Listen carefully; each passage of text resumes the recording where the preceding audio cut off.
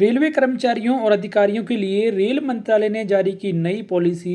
Railway कर्मचारी अब एक मंडल में ज़्यादा दिन तक नहीं कर पाएंगे काम। क्या ये नई पॉलिसी है, किस तरीके से रेलवे कर्मचारियों को ये प्रभावित करने वाली है, इसके बारे में आपको इस वीडियो में बताया जाएगा। वीडियो में लास्ट तक बने रहें, वीडियो को लाइक करें, शेयर करें आपके दोस्तों के साथ, जिससे वो भी रेलवे मंत्रालय की इस नई पॉलिसी के बारे में जान सकें।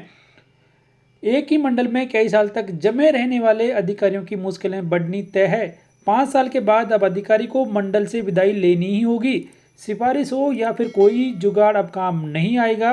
रेल मंत्रालय ने इसको लेकर नई पॉलिसी बनाई है, जिसके संबंध में यह आदेश जारी किया है 10 जनवरी 2024 को, जो कि आपके सामने है।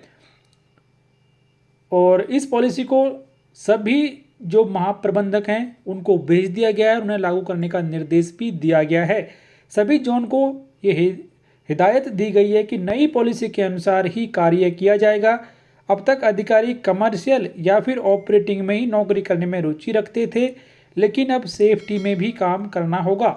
इसके अलावा ग्रुप सी से पदोन्नत होने वाले कर्मचारियों को अब उसी मंडल में तैनात नहीं किया जाएगा, जबकि प्रमोशन के साथ दूसरे मंडल में उन्हें जाना होगा। पहले ऐसा नहीं था, अब ये स्पष्ट कर दिया है कि यदि किसी ग्रुप बी सी कर्मचारी का ग्रुप बी में प्रमोशन होता है तो उस कर्मचारी को प्रमोशन के बाद नए मंडल में जाना होगा।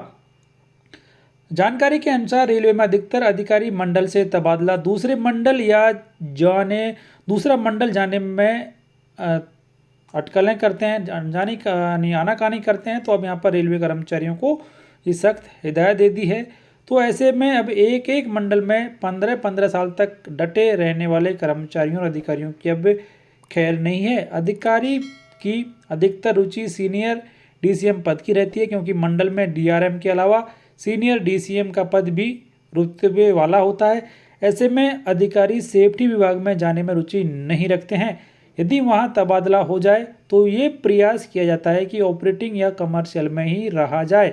इसी को लेकर रेलवे मंत्रालय ने अब कितने साल की सर्विस पर अधिकारी को कहां कहां तैनात किया जाएगा, इसको लेकर नई गाइडलाइंस जारी कर दी है। 12 साल की नौकरी में अधिकारी मंडल में सीनियर डीसीएम पद पर कार्यरत हो जाता है। अब अधिकारी को सीनियर डीसीएम के अलावा सेफ्टी में भी नौकरी करनी होगी। सेफ्टी, ऑपरेटिंग और कमर्शियल तीनों ब्रांचों में अधिकारी का 5-5 साल का कार्यकाल पूरा हो चुका है तो मंडल से उनका तबादला करने का नियम बना दिया गया है।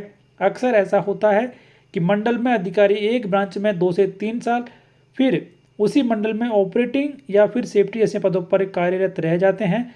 ऐसे में एक ही मंडल में कार्यरत 5 साल से काफ़ी अधिक टाइम यहाँ पर हो जाता है, लेकिन ऐसा अब नहीं होगा। 5 साल की सर्विस पूरी होने पर दूसरे मंडल में एक रेलवे अधिकारी को भेजा ही जाएगा। यदि इस कार्यकाल में भी मंडल में अधिकारी ने सेफ्टी में नौकरी नहीं की और उसका तबादला दूसरे जोन में हो जाता है तो उनको वहां पर भी सेफ्टी में नौकरी जरूरी करनी होगी।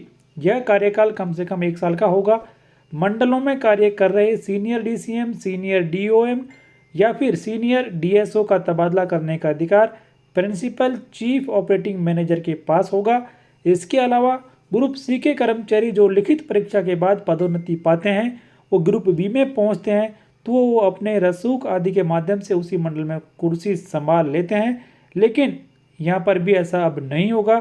ऐसे कर्मचारियों को मंडल से दूसरे मंडल में जाकर कम से कम 1 साल की नौकरी करनी होगी, तभी वो अपने पुराने मंडल में आ पाएंगे। यानी कि अब नई पॉलिसी रेलवे कर्मचारियों की पोस्टिंग और ट्रांसफर को लेकर जारी कर दी है। अब यहाँ पर ये नई पॉलिसी अधिकारियों के साथ साथ में कर्मचारियों के लिए भी लागू होगी कि अब एक रेलवे कर्मचारी हो चाहे अधिकारी हो, उसे सभी विभागों में काम करना होगा। रेलवे मंत्रालय के द्वारा जारी की गई इस नई पॉलिसी के बारे में आपकी राय कमेंट बॉक्स में लिखकर बताएं। इस वीडियो को लाइक करें, शेयर करें आपके दोस्तों के साथ, चैनल को जरूर सब्सक्राइब करें, बेल आइकन प्रेस कर लें कर्मचारियों और पेंशन भोगियों से जुड़ी हुई हर एक लेटेस्ट अपडेट सबसे पहले देखने के लिए।